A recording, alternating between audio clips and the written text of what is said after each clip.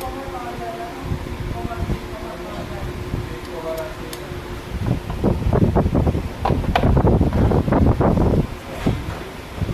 বন্ধুরা, আমরা টপ কভারটা এখন লাগাচ্ছি।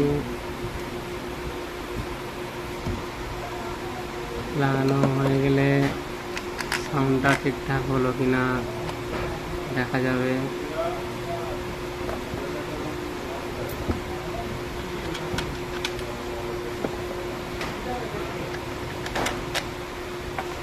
বন্ধু, আমরা লাগিয়ে নিই, তারপর আপনাদের দেখাচ্ছি সাউন্ড ঠিকঠাক এসছে কিনা। দেখতেই পাচ্ছ সাউন্ডটা কত সুন্দর এসছে।